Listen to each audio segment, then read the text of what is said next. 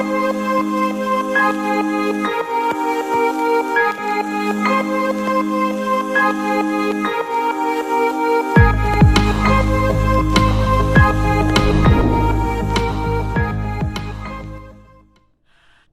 adik-adik, bagaimana kabar kalian hari ini?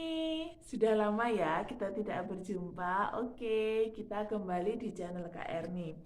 Nah, sudah lama ya kita tidak bertemu. Oke, tidak apa-apa. Kali ini kita akan lanjut untuk belajar mengenal dan memahami apakah yang dimaksud dengan ini. Pernah lihat seperti ini? Nah, kira-kira apa ya? Oh iya, betul, komik. Oke, kita akan belajar untuk mengerti tentang apa itu komik, ciri-ciri, jenis, dan apa lagi ya? Ada banyak lagi. Untuk lebih jelasnya, simak video ini sampai selesai ya. Oke, kita masuk ke materi ya. Yang pertama akan kita bahas adalah tentang pengertian tentang komik. Nah, apakah kalian tahu apa itu komik? Komik itu merupakan cerita bergambar. Nah, isinya itu berupa gambar-gambar yang disusun secara berurutan dan saling berhubungan. Nah, komik itu memiliki balon-balon kata atau dialog ya, seperti itu. Komik sendiri itu merupakan salah satu ragam dari gambar ilustrasi. Nah, gambar ilustrasi sendiri itu adalah gambar yang bertujuan untuk memperkuat, memperjelas, dan memperindah sebuah cerita ataupun narasi ya. Jadi untuk mendukung ya, seperti itu. Sedangkan biasanya komik ini dicetak dalam sebuah kertas dan dilengkapi dengan teks gitu ya. Biasanya komik dalam berceritanya itu dengan menggunakan bahasa yang mudah dimengerti dan bersifat lucu. Seperti itu. Komik juga biasanya terdapat pada surat kabar, majalah, atau dalam bentuk buku. Seperti itu. Nah, tujuan pembelian teks itu untuk melengkapi dan memperjelas gambar dalam komik. Oke, kita lanjut ke fungsi komik. Ada beberapa fungsi komik ya. Yang pertama, sebagai sarana mengungkapkan ekspresi ataupun pesan dari penulis kepada pembaca. Jadi, ungkapan yang tidak bisa disampaikan secara langsung bisa disampaikan melalui komik.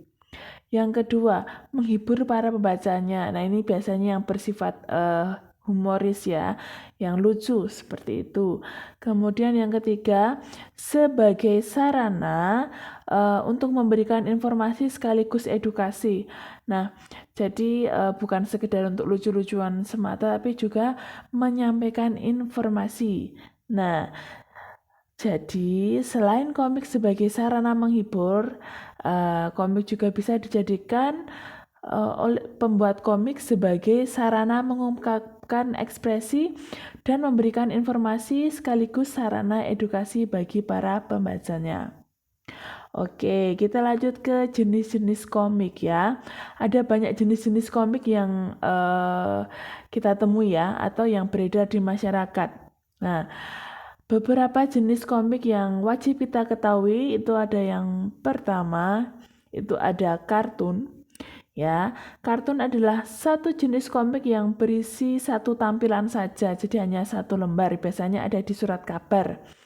Namun di dalam tampilan tersebut terdapat beberapa gambar tokoh yang digabungkan dengan tulisan untuk memperjelasnya. Nah, tujuan komik jenis ini adalah sebagai sarana kritikan, sindiran, maupun hiburan semata. Nah, contohnya seperti ini ya. Oke, yang kedua, komik buku. Komik buku adalah kumpulan cerita bergambar yang telah dicetak menjadi sebuah buku. Nah, jenis komik ini sering dibaca oleh pembacanya ya, yang biasa kita kita temukan. Nah, seperti itu. Oke, kita lanjut ke ciri-ciri komik. Nah, komik yang baik itu memiliki ciri-ciri sebagai berikut. Yang A, bersifat proporsional. Maksudnya apa? Proporsional itu menandakan bahwa komik itu baik. Nah, baiknya itu bagaimana? Bisa membawa pembacanya terlibat secara emosional dengan para perilaku di dalam komik tersebut, jadi ikut gemes gitu loh. Kalau sekarang itu sama Mbak Elsa di Ikatan Cinta, malah promosi, gak apa-apa lah ya, promosi sedikit. Nah, jadi ikut gregeten, ikut merasakan, jadi seolah-olah kita sebagai pembaca, kita itu masuk ke dalam cerita tersebut.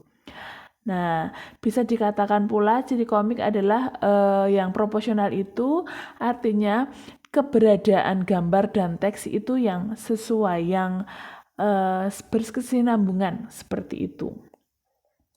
Kemudian yang kedua, bersifat humor. Bahasa komik harusnya dengan menggunakan bahasa yang lisan dan mudah dimengerti oleh para pembacanya, dan terlebih lagi bisa menghibur ya, lucu. Nah, kemudian yang ketiga itu berupa bahasa percakapan. Jadi bahasa sehari-hari, percakapan sehari-hari ya. Jadi bukan cerita narasi, itu bukan seperti itu. Nah, mengapa menggunakan bahasa percakapan sehari-hari? Supaya pesan yang disampaikan itu lebih mudah dicerna oleh para pembaca komik tersebut. Kemudian yang keempat, bersifat kepahlawanan. Nah, komik bukan hanya bersifat menghibur saja, tetapi isi komik juga bisa membuat pembaca akan mengagumi tokoh di dalam komik tersebut. Nah, misalnya saya ya, Bu Erni, kalau Bu Erni ngefansnya sama Kakashi. Nah, seperti itu. Kurang lebih ya. Sebagai contoh kecil saja. Oke, kemudian yang kelima yaitu menyederhanakan perilaku. Komik yang baik itu harus memiliki pola perilaku yang sederhana dalam cerita komik tersebut. Nah, kalau disederhanakan, ciri-ciri bahasa komik itu yang pertama, bersifat humor dan ringan ya, lucu, ringan, mudah dimengerti, menggunakan bahasa sehari-hari. Kemudian yang kedua, menggunakan bahasa percakapan sehari-hari, ya itu tadi sudah saya sampaikan. Yang ketiga, susunan katanya proporsional, mudah membawa hanyut dalam cerita, ikut terbawa, baper lah istilahnya kalau anak zaman sekarang.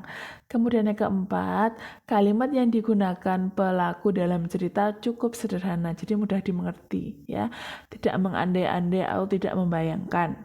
Seperti itu. Nah, itu tadi sedikit penjelasan yang bisa saya sampaikan. Semoga video pembelajaran ini dapat membantu kalian dalam belajar di rumah. Tetap sehat, tetap semangat, jangan lupa bahagia ya. Sampai jumpa di channel Kak Erni yang selanjutnya. Dadah!